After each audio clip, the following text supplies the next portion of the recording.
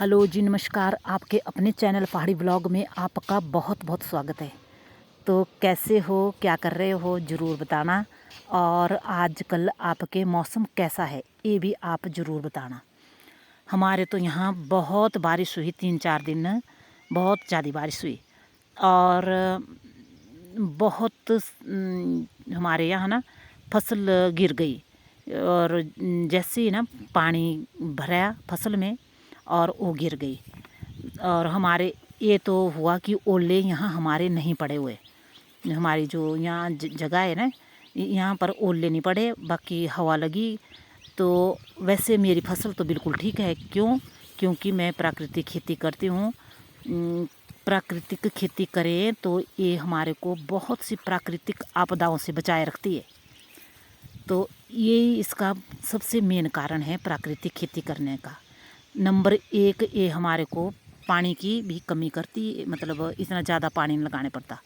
और दूसरा, कोई प्राकृतिक आपदा आ जाए ना तो उसके लिए भी ये बहुत मतलब अच्छा काम करती है प्राकृतिक खेती। और देखो बिल्कुल नहीं गिरी हुई है मेरी फसल। तो वैसे हवा लग गई है क्योंकि इसमें पानी भरता है और फसल नीचे गिर जाती है। तो आप बताना कि आपके कैसा कैसा मौसम रहा और क्या फसल को कोई नुकसान हुआ, ज़रूर बताना। और मैं कुछ आपके साथ पंक्ति शेयर करूं किसान के प्रति। तो पंछी अपने बच्चों को घोंसला नहीं बनाते। पंछी अपने बच्चों को घोंसला नहीं बनाते, सिर्फ और सिर्फ उड़ना सिखाते। सिर्फ और सिर्फ उड़ना सिखाते। तो जो हमारे किसान कर्मचारी है वो सिर्फ हमारे को रास्ता बता सकते हैं। मेहनत तो हमें अपने आप ही करनी पड़ेगी। वो हमारे को ऐसा बता सकते हैं कि ऐसे आप काम करो, तो करना तो हमारे को खुद ही पड़ेगा। बिना मेहनत से तो कुछ नहीं होगा। चीर के ज़मीन को मैं उम्मीद के बीज बोता हूँ। मैं एक किसान हूँ, चैन से कहाँ रहता हूँ। चीर के ज़मीन को उम्मीद के बीज बोता हूँ। मैं एक किसान हूँ, चैन से कहाँ रहता हूँ। तो किसान को कहाँ चैन, जब तक उसकी खेती जैसे लगाते हैं ना उस टाइम से ही किसानों के लिए काम शुरू हो जाता है। मायूस मत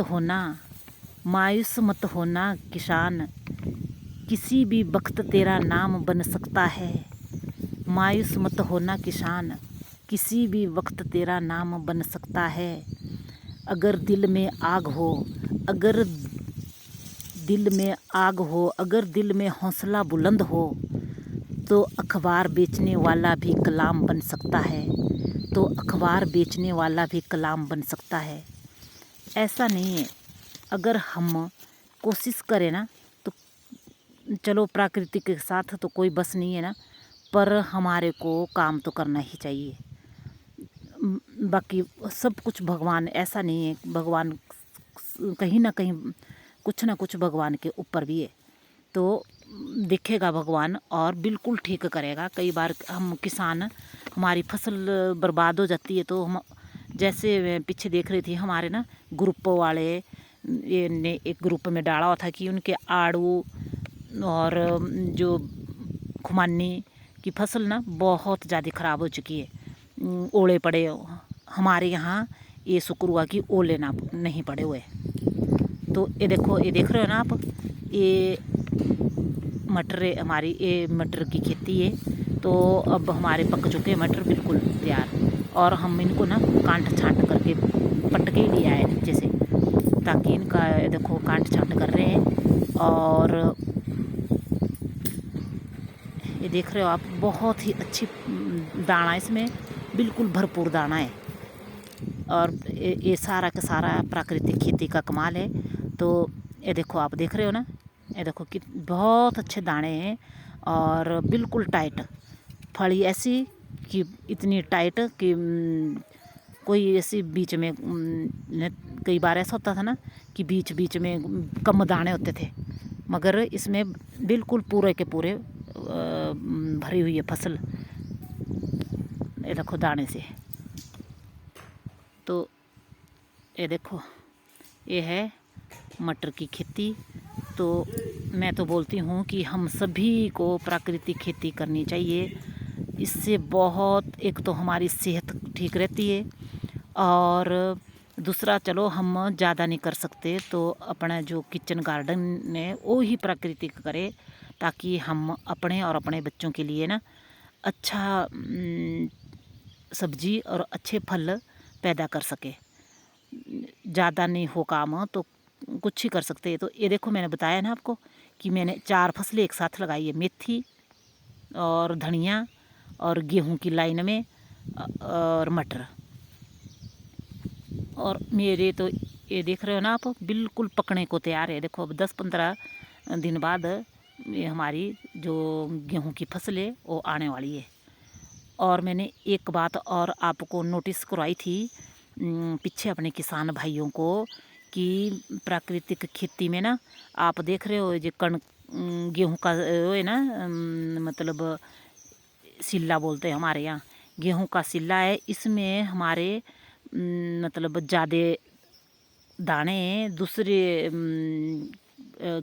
जो हमारी दूसरी खेती है जिसमें केमिकल वाली, तो उससे ज़्यादा मतलब इसमें फलतर है, दाने इसमें ज़्यादा है और बिल्कुल टाइट दाने हैं। मतलब देखना आप तो प्राकृतिक खेती का ये सारा का सारा कमाल है सिर्फ प्राकृतिक खेती का ही है। तो ये देखो आप मटर देख रहे हो, और कोई भी ऐसा नहीं है जिसमें दाना, भरपूर दाना ना हो।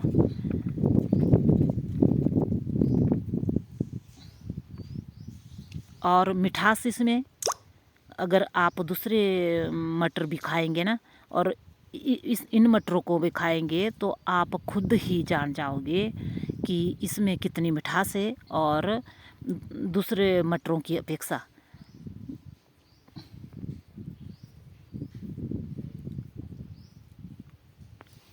तो मेरी आज की वीडियो में बस इतना ही। अगर मेरी वीडियो आपको अच्छी लगी होगी तो ज़रूर सब्सक्राइब, लाइक और शेयर करना। फिर अगली वीडियो में मिलेंगे, तब तक के लिए अपना बहुत ध्यान रखना, क्योंकि मौसम आजकल बदल चुका है। कभी तो सर्दी हो जाती है और कभी गर्मी हो जाती है, तो इससे हमारा बीमार रहने का ज़्यादा खतरा होता है।